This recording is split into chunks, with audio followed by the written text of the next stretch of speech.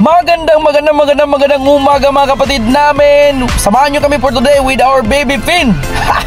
Papunta kami ngayon sa Bohol. Anyway, baby Finn is the son, youngest son of my wife's sister. Yan, ano pisa pa lang, inaantok na.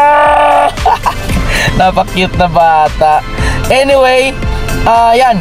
So from our house, magbibiyahe tayo ngayon. So sa mga followers, viewers, samahan nyo kami ha. Ipapakita namin sa inyo yung proseso papuntang Bohol. Una, kain muna tayo. Siyempre, may dala tayong bata, so kailangan walang magutom. And siyempre, nagmamadali tayo sa ticket natin. So, ayan, bilhin na lang natin ng drive-thru. O, bebe, kain ka na. So, ito po yung proseso, okay? Siyempre, may Jollibee kasi malapit sa pier eh. Una, bili ka ng ticket, okay? So, since we are from Cebu to Bohol to Bigon, ito po tayo, ito yung bilihan ng ticket. Ito po yung prices, 412 sa tourist, 372 kung gusto ka open air. Pero syempre, aircon tayo para comfortable. Ilang pesos lang yang yung dagdag, di ba? And syempre, mas comfortable. So, yan. Bigyan natin ticket na sasawa natin. I'm with my wife and this kid right here. Napaka super cute. So, 1 PM po yung schedule namin. So, dito kami sa Pier 3 ng Cebu City. So ito po yung itsura ng Pier 3. Okay, park muna natin. Okay, para magbaba tayo. And we are ready to go. Alright, let's do this. So ito po yung entrance. May batang excited kasi syempre, alam nyo bang first time niyang makapunta sa Bohol. So yung bata na to is nasilang doon sa Cagayan. Okay, so since magpunta yung ina niya sa ibang bansa, kami na yung naging parents niya ngayon. Wala namang problema kasi kapatid naman yun ng anak ko eh. Amin yung asawa ko eh.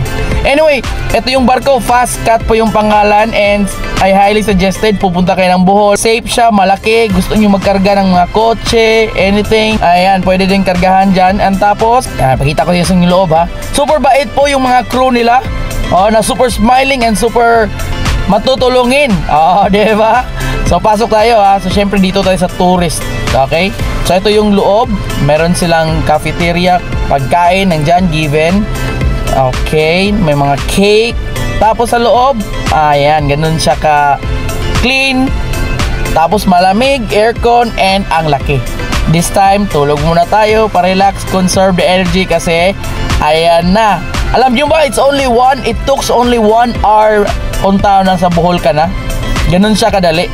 So, ayan, super excited na kasi ayan si baby, finally naka-touchdown na sa Tubigon, Bohol.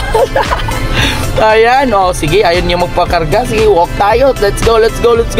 Ito po yung port ng Tubigon, the famous port ng Tubigon. Bakit po kabisado ang lugar na to? Kasi yung mama ko po taga dito. So, may imagine ko yung bata days pa. Naglalangoy kami dyan sa pier, kapatid. Sumasamay kami sa mga badyaw. Tama. Kasi we are from Suba. Shout out sa mga Tubigon, taga Tubigon. Kami po nasa Suba, okay? I love Tubigon yan. Syempre, back to business. Kunin natin yung kotse. And then, let's go. Alright.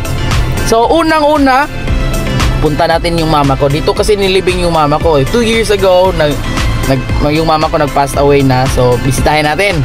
Kasi every time pupunta ako ng Bohol, syempre, punta ako first talaga sa mama ko. Tama? I miss my mom. I mean, we miss our mom. So, ayan, bili muna tayo ng candles, tsaka flowers.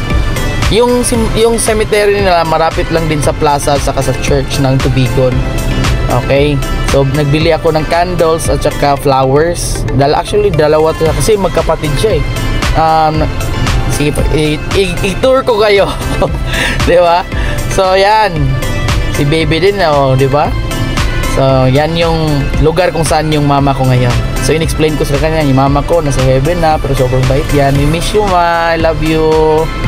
Yun yung diskarte ko ngayon. Malaking tulong sa akin yan. Inspiration ko yun. So, anyway, after that, let's go.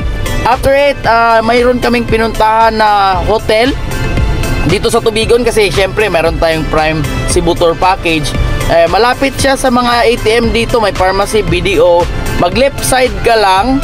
Okay, left side ka lang kasi nagpatulong siya sa akin, mag-tour siya dito, wala siyang ma-check-inan. So ito, isa ito sa pwedeng ma-check-inan sa Tubigon po. Munina, the Munina RM, okay? Tapos, yan, makikita nyo, ang ganda ng mga room, may swimming pool, tapos affordable po, okay? So after it, pumunta kami sa lugar ng mama ko, and always kung pumunta ko dito yun, Suba, home court, baby. So after ko magbisita ng lugar ng mama ko, let's go to Tagbilaran, tara. Tara, tara, tara, sumama ka sa'kin at hawakan ang aking kamay. Tayo ay maglalakbay patungo sa lugar kung saan tayo lamang may alam. Okay, nandito na kami ngayon sa Tagbilaran City, Bohol. And isa ito sa minamanage ko ngayon na business namin. This is our family business. Hindi halata, Arcalis Compound. Okay, so yan, park muna yung kotse natin. And then guys, I would like to welcome you to our boarding house. Marapit ito sa school ng Holy Name University. It is located in Dampas District, Tagbilaran City. Malapit sa mall, malapit sa LTO, and we have a lot of rooms here. So sa mga malapit na magpasok sa HA nyo, malapit ito sa school. Safe po ito kasi syempre compound po. Meron tayong gate and clean kasi meron tayong caretaker na nagme-maintain. And syempre pulido kasi concrete, and makikita nyo naman, di ba? So bakit ako nandito ngayon? Meron kaming i-repair na room. So meron ding sa i-repair na 3 rooms po i-repair namin ngayon. So nagpunta ako dito and then na-assess ko kung kumusta sila dito. Kasi right now umuulan always eh. So ito po yung main house po namin. So pagpasok, tara sama tayo. Okay, pasok tayo. Iwan natin yung chinelas. Okay, ito yung main house namin. Super clean na kasi shoutout sa bagong caretaker namin. Ang galing talaga mag-clean. Ayan yung mga medals namin. So na-realize ko, dati pala achiever na talaga kami. Dugong achiever. Di ba? Goal hitter. Ito po yung loob ng bahay namin ngayon. Super clean na. Dahil yan sa caretaker namin na super shout out kay magaling kayo ni Manadamaan. Okay, 4x4 natin. Okay. So after sa pag-check natin sa bahay, going back, let's go to our business partner naman sa ating prime online business natin. Siyempre, manage din natin yan. Meron kasi tayong mga kapatid dito sa Bohol. So daan muna tayo. Tagal ko na hindi nakadaan dito. West Coast Causeway Gangster Days, man. Always ako nandito sa mga kapatid natin. Shout out po sa mga kapatid natin. So una, sa prime online business natin, nagbigay tayo ng mga t-shirt, deploy tayo ng mga product. Tatak Prime yan. Mga tatak yan. So yan, marami sila dito. Shout out po sa mga hindi ko napuntahan. I miss yung mga kapatid. Kung ano yung success ko ngayon, kung ano yung resulta ko ngayon, hindi ko ito magagawa kung wala kayo. Okay, so after it, uwi tayo sa bahay kasi gabi na. So one of my kapatid, okay, shout out, na nakasama ko sa Bohol before. Sobrang bata pa to noon, di ba? Ngayon may bata na. Congratulations, Mabin. Nakasama ko rin sa Cebu. Binisita niya ako sa bahay. Meron kaming business transaction, and then yan, sobrang sarap sa feeling na isa na din siya sa may kotse ngayon. Bata na may kotse, na may baby. Ay, lupit. Congratulations, ha? Michael Perpecio. Shout out, kapatid, and salamat sa tiwala. Tuloy-tuloy na yung business transaction natin, kapatid, and I am really much proud, ha? Bilang isang upline mentor, proud ako na ganun nakataas yung level mo ngayon. Tuloy-tuloy mo yan. Just be consistent kasi ngayon may pamilya ka na. Alam mo na yung banatan. Alam ko always ka na mag-contact sa akin ngayon kasi syempre tayo lang makarelate, mga parents eh, paano di pamilya. Pero anyway, I'm proud, kapatid, kasi ganun yung business mo ngayon. And then syempre, alak mode. Pero thank you, kapatid. Salamat sa tiwala. And sa mga viewers natin ngayon, thank you po. God bless.